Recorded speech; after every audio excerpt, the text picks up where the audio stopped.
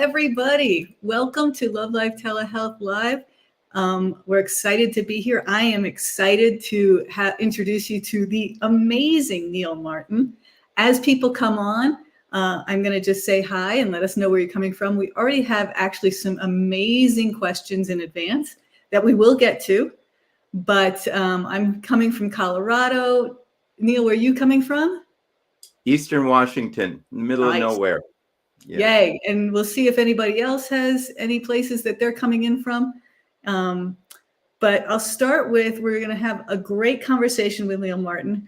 He's a patient of mine who graciously said he would come on. I started seeing him in 2022. Neal has a history of diabetes, 3 heart attacks, hypertension, high cholesterol, sleep apnea in the past, was on multiple medications, including atorvastatin, amlodipine, metformin, lisinopril, aspirin, and nitroglycerin for over 30 years, is now on none, cleared by his cardiologist. So, and I see we've got somebody from Northern California, we've got Ohio, Colorado. It's great to see everybody. So, Neal, how are you? That's a good question. It brings back memories a couple generations ago when I would ask grandparents or great aunts and uncles, how are you? And the answer would be, at my age, you don't ask that. And but I can answer that never better. I feel great. And thanks for asking. That's wonderful. So tell me a little bit about yourself, or tell all of us about yourself. Well, I'm 74 years old. I live in Eastern Washington. I still work, but I see it not as work, as activity. I would classify myself as a financial guide, and started a year ago a YouTube channel called The Voice of Meaning, where we try to promote my wife's incredible music and interviews with interesting people. But I love your YouTube channel, The Voice of Meaning, and we'll see if we can get Christy to put that on here, or we'll put it in the notes later so that people can check out your channel, because the channel is absolutely stunning. And your wife's music is stunning. We're seeing people in from Utah, from France. Wow, welcome from France. And from Hershey, Pennsylvania, from lots of places. So, and several people over the age of 70. So tell me what happened with you, because you were unhealthy for a long time. What was your why, and what motivated you to become healthy? I wanted to be able to, I recognize if it was a football game or a basketball game, I'm in the last quarter of the game, assuming I'll live to 100, but maybe not. And I want to make it the best quarter. I've met and known a lot of lethargic senior citizens, and I want to be a happy, active senior citizen.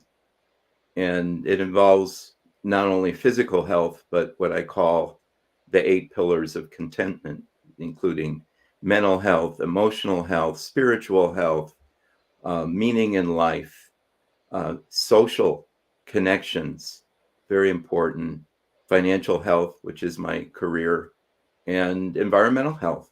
I live in one of the nicest spots in the world, and I think you do too, Dr. Scheuer. And it's all connected. So, I want to go out with a bang. I want to go out being able to help people, love myself more, love others more, and be part of a community of non-lethargic people. And for anybody who doesn't know, Neal is probably the most active person I know. You travel all over the world regularly. I'm always trying to find you coming back from incredible trips. Is that correct? Yeah, we're in a stage where my wife and I try to every year, 2 or 3 months to go interesting places, also meet interesting people. Yes. It's amazing. Tell me about your health and your goals and what happened with you. Tell me about your Original health. Well, what happened to me is I grew up from a family that stressed food is love. Mhm. Uh, this is a photo of my first birthday party. That's Big awesome. white cake. I look a little disgruntled because my mother forgot my favorite flavor was chocolate. I don't remember that, but I do remember that high share, and I do remember grandmas and grandpa aunties stuffing me with food that I like to show that they love me. And I grew up in a culture that food was very important that way. It was not healthy food. And then in my 30s, before my 30s, I was a dairy farmer. I was working outside. I could eat tons of food and not gain weight or have problems. But later, I started a sedentary career and went from maybe 140 pounds to 242 pounds, just not thinking about my health. And I had a wake up call when I was 40. I wanted to buy some additional life insurance, and they declined me because of weight and hyperglycemia, which is too much blood sugar. So I went to my family doctor, and the first thing he did is prescribe and told me to lose weight Yep. and said, and don't eat sugar and don't drink juices, just eat the fruit. And lots of useful advice. Um, it didn't help too much. I think the A1C, I remember when he first took it, was like 9.5, 10. Um, and then it got a little worse. He started prescribing insulin. And the insulin helped me control the blood sugar, but it did not help me control my weight. Probably made me fatter. And then finally in 1998, I need a personal trainer, and I worked with her for a while in swimming pool doing water aerobics, and I felt a little funny chest flutters, and I told her, and she says, "You can't come back unless you check it out with the doctor." The doctor sent me a stress EKG. I couldn't finish it. I failed. I went back to his office, and he gave me this little white pill to put under my tongue. I said, "What did you just give me? I feel great." And he says, "Sit down in this wheelchair. We're wheeling you to the hospital. I'm admitting you. You probably have a blockage." And indeed, I did. Went the next day and do a cath lab. I could see. I remember the doctor there introducing himself. "My name is Dr. Anxious. They call me the plumber." And looking my head to the side, it was like a theater. There were lots of students watching, all eating cream puffs while they were watching me. And then I finally got sleepy, and I woke up, and they cleared me, and they put in stents and in all the procedure, and they sent me to a cardiologist. And the cardiologist was pretty skeptical. He said, "Take this, all these blood thinners and stuff." And he said, "You'll probably be back soon. Most patients are." That was not a nice thing for him to say, but and I started, reading a little bit. I read a book, saw a Dr. Ornish book. Then I says, "Gee," and for a little while I stopped eating meat and stuff, but it didn't last long. When I did start losing weight. I lost about 20 pounds and felt a little better. Um, Diabetes was still there, but not as much. When I got to 200, I had to do a CPAP machine because I had sleep apnea, Mhm. and when I got at 200, I was able to get rid of the machine, um, but still not the best of health. And I knew that I had to do something, but I wasn't sure. I was still eating things I ought not to have if I knew now. And then 14 years later, in 2012, I was having coffee with a bunch of guys, and one was a retired surgeon who was 89 years old at the time. and I started getting cold sweats, and it started feeling not so good. And his name was Fred. He was across the table. And I says, Fred, do I look kind of pale? And he says, yeah, indeed you do. And then I got to the point where I couldn't even get my head up, and I'm still sweating. And I said, Fred, do you think we ought to call 911? And he said, I think that would be a good idea. I handed him my cell phone. Luckily, the fire department ambulance was there within 2 minutes. They put me on the floor of this coffee shop and had me chew on an aspirin and did an EKG. He said, you're having a heart attack. Which hospital would you like to go to? I said, the closest one, please. And all sirens ablazing for my next catheterization. Same doctor did. This time he gave me medicated stents. And then different cardiologists. The original cardiologist died, but not of a heart attack. It was a mountain climbing accident. So there's a new cardiologist, and he gave me the same medications as the old cardiologist. And I went to cardio rehab and all the protocol, back to the Levinox and all the other stuff you're supposed to take for a year to have really thin blood. Oh, it gave me horrible bloody noses. I couldn't control them. And it was just, sometimes it would take me 7 or 8 hours to control them. My blood was so thin.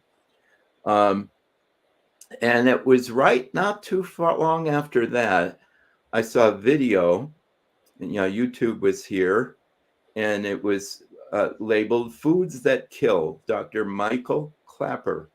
It's still on YouTube. And I noticed he had a patient that came in. He was, still, I think, a resident or something. And the patient came in with a heart attack, and they were prepping him for bypass or something. And Dr. Clapper said, well, what did you eat today? And he talked about the cheeseburgers and fries and stuff. And of course, photographs of putting his blood in a centrifuge and showing how opaque it was. And, he explained in the standard American diet, most people have this stuff for breakfast, lunch, and dinner, and they have this going through their blood all the time. No wonder more people have heart attacks. So I started thinking, well, maybe I have to go on a better diet. And I did start losing more weight, went from 200 to 180, 170, saw more videos. Dr. Esselstyn, read his book, Prevent and Reverse Heart Disease. By this time we had moved so my old family doc wasn't there. So I had the doctor here at the local hospital, still running, this time, A1Cs in the, mid 6s. And they started, well, that's not bad for an adult diabetic. It's okay. I know you would shake your head to that. And did I do everything I was supposed to? No. I was going to ask about that. No, it's, I decided I was going to become a vegan, but if somebody brought some meat over in a potluck, I would eat it to not hurt their feelings. And even, to not long ago, I cheated. And then I refreshed myself with Dr. Esselstyn, it was a video on your channel that you interviewed him a year ago for about a half an hour, and more of his stuff. And then I remember what he said: if your house is on fire, why would you want to put a thimble full of gasoline on it? This idea, oh, you can have a little bit, you can, it's okay. I was putting lots of thimbles full of gasoline on my situation, and I feel I'm very lucky I didn't die. And I even, I signed up to, Love.Life, which was called plant-based telehealth. At the time, I was one of the original people, and it helped. I was losing weight. I was getting help. I was with another doctor who's no longer there. And then, but still cheating a lot. And I confess and I admit it. This call to eat the chocolate cake and to have a cookie once in a while and to indulge, one's not going to hurt you. And the answer is probably one won't hurt me, but one leads to another. Mm-hmm. It's, I admit I'm a foodaholic. I eat like I'm going to the electric chair tomorrow.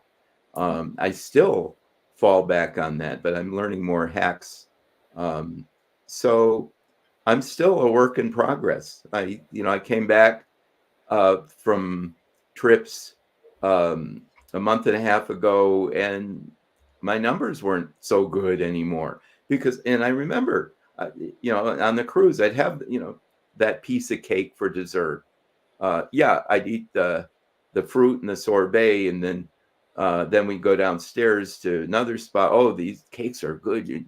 Let's try one of these. And it's, and I would at the burger bar have um, a plant-based burger. Of course, it had fries with it and stuff like that. I cheated, and I'm lucky I didn't have another heart attack. And I now have a resolution. I need help. So back to those 8 pillars, one of the things is social connection and community. So I also had joined Rochester Lifestyle Medicine, done their Jumpstart, wonderful community.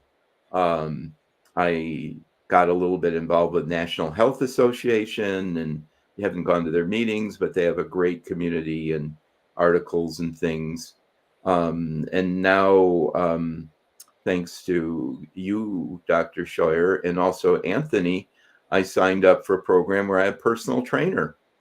So now his name is Justin, and we're traveling again at the end of September. But I scheduled 6 appointments, 2 weeks apart, for preparing for this, and I'm learning a lot of stuff. Thanks to For people him. who don't know, Justin is our coach at Love.Life Telehealth. And I'm glad that he's been helping you, because it's hard sometimes to stay on track. It really is, Right. especially when you're a food addict. Hello. And, Yeah. but you had mentioned you wanted to lengthen your health span. Can you explain that a little bit? Yeah. There's a difference between lifespan and health span. The last 4.5 years of my mother's life, bless her heart, she was bedridden, occasionally could get into a wheelchair. That wasn't a very good health span. I mean, her attitude was pretty good, and I visited her often. So health span means we live until we die, and we live well. And again, it's a community.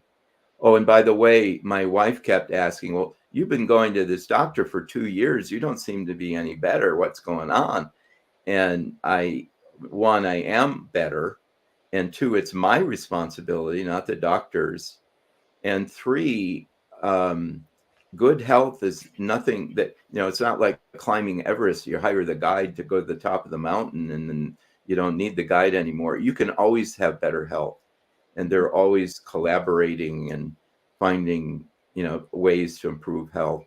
But the main thing is, my goal is I want to wake up every morning after a good night's sleep without an alarm clock, without needing to press the snooze button because I'm a little bit tired, and say, thank you. I'm alive for another day. Let's start this adventure.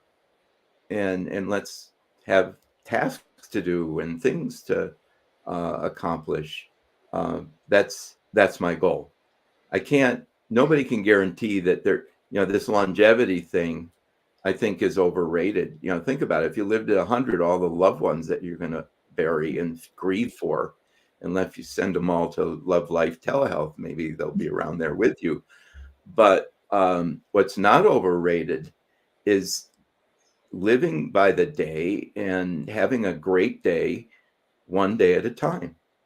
And that's health span, and feeling good. I used to wake up every night 1 or 2 times, and people was all, when you're over 65, 70, everybody does that. At least men, they have to pee a lot. Well, that's not true.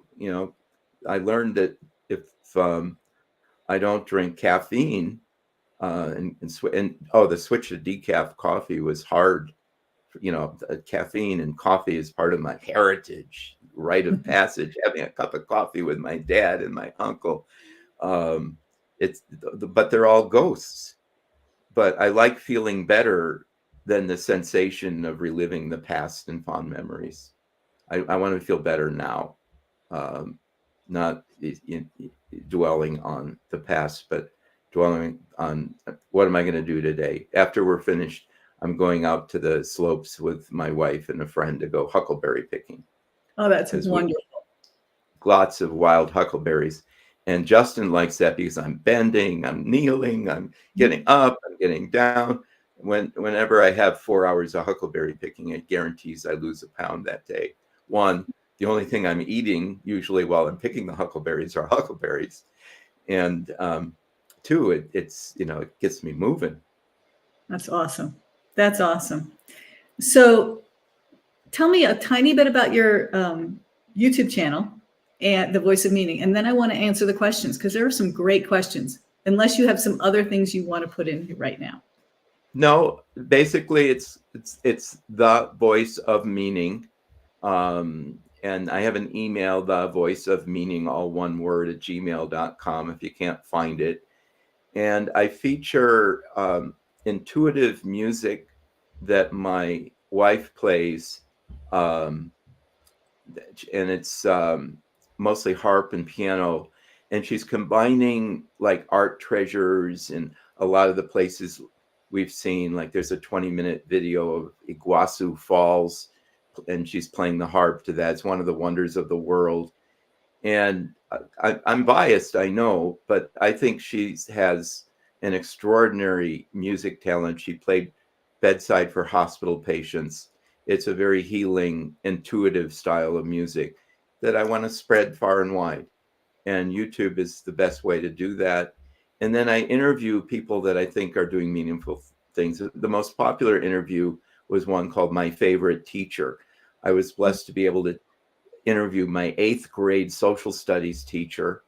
This is like from 60 years ago, Mr. Minch. And, during that time, Kennedy was shot, and he gave me so many insights. And I want to spotlight a lot of people. Plus, there's a healthy living, I think it's called, or health playlist that you can see a great interview with Dr. Scheuer on food addiction. That was the most popular of that group. And I would love to hear from people. This is not, we don't advertise. We're not trying to make money, but, 1 billion hours of YouTube are watched almost every day. It's a wonderful idea of ways we can connect with each other. Yes, there's a website, thevoiceofmeaning.com, that links to the YouTube channel. I absolutely love that you live your life fully, and that you use communication, connection, and purpose to bring meaning to the world. Just interviewed Dr. Yeah, that's right. Susanna Bazzoni. If you haven't seen her, what a ball of fire she is. And if any of you are in Alaska, she's licensed there. So, wow, to have her as your doctor, she'd ignite you just by spending your appointment with her. She's one of the Love.Life Telehealth people. I'm looking for, right, I know. So I'm trying to reach out to people who are doing good for the world, and it's growing. We're not the most popular channel yet, but we're getting there, one subscriber at a time. And I'm sorry if I'm interrupting. You're another shout out. There's a new. No, I'm sorry I'm interrupting. Your video is very. There's a new social media. Okay. It may be the internet connection. Mm-hmm. But now it sounds better now. Would you like to answer some questions from the audience? Okay. Perfect. Sure. So Darlene Bring them asks, on. Darlene asks, what do you want to die of? Um, I want to die what my mother calls the kiss of God. I'm here one moment and gone the next. She was once at a dinner party with friends, and the lady next door is trying to pass something to the man next to him, and she says, "Oh my God, he's dead." Or a woman that we were very, very fond of in Alaska. She was typing her on her journal and her computer, and her son found her. She was just gone or not waking up. Those are the best ways to die. Yeah, I think so. And you had mentioned to me, how do you want to live? And I think that you exemplify living fully. And so I think that's really Well, wonderful. living more fully. There's no such thing as fully, or the title living large. And again, if you want to live large, ask large questions, seek those answers. And on my YouTube channel, you can learn about the 8 pillars of contentment. You can be content if you're missing one. Like I had an uncle who died of Lou Gehrig's disease, and he was very content the last few years, a couple of years of his life, holding his grandchildren on his lap. But you want to think about those things, and keep them in your mind. Yeah. Well, Carol Newman had a bunch of questions. I think we've already discussed how whole food plant-based diet has affected your life. She asks how you stay on it, which can be a struggle. So do you have any comments for her? It is a struggle. And one, if you go off of it, don't beat yourself up. Go right back on the horse if you fall off the horse, and get part of a community. Like I said, Rochester Lifestyle Medicine, they have an alumni group. If you take their class and get a reference from your doctor, it's very low cost. They started a channel, a social network. It's called onepalebluedot.com. You can get a free membership or a paid membership of $5 a month. They're great people. There's the National Health Association. There's lots of groups and people that you connect to that you're in the same boat.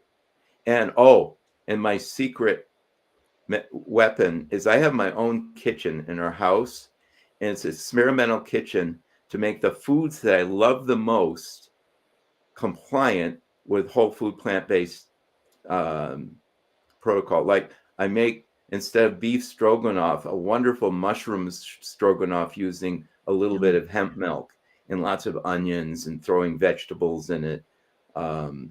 Or my grandma used to make potato kugel by putting a big dollop of Crisco on the Pyrex pan and grating, making it really hot and putting potatoes, onions, the eggs. And that's totally non-compliant, but I learned how to make it using flax eggs, and learned about those liners that you didn't need oil. So I'm reverse engineering a lot of my favorite foods that I'm allowed now to eat. That's And my wonderful. goal is, if I do have a last meal, I would choose something that's whole food plant-based. It's really delicious. That's awesome. So I see lots of people who've reversed atrial fib, high cholesterol, high blood glucose, blood pressure, obesity, and lost 80 pounds on no meds. That's wonderful. Somebody asked, what's your favorite thing about being in your 70s? One of them is I can say what's on my mind without worrying about what people think of me. And two, the independence. And frankly, I feel a lot more energy now during the day than I did in my 40s or in my 30s even.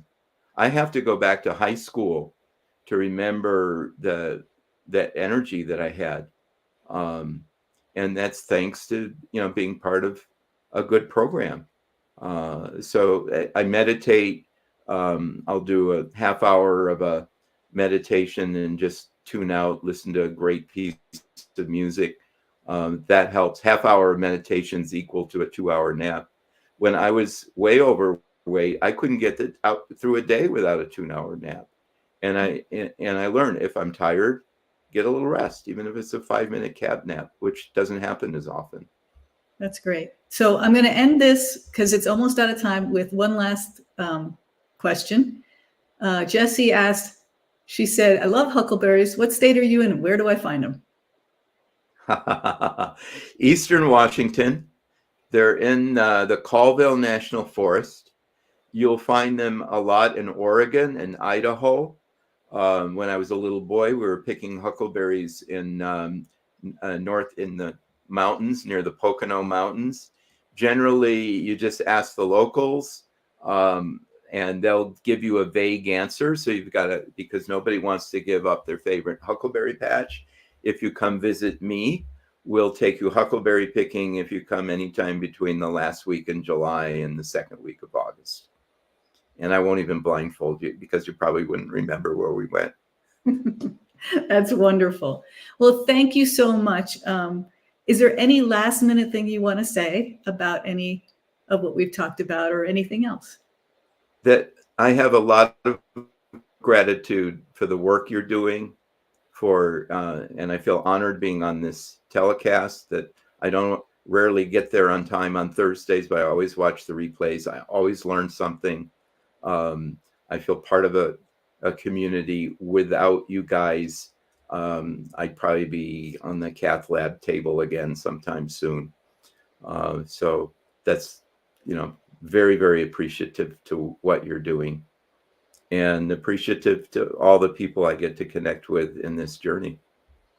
Well, thank you so much for your experiences, your wisdom, for being here. I am glad you are still here. So keep on track, because I want you in this world. And it's all Thank you. Yeah. So all right. thank you, everybody. Thank you for being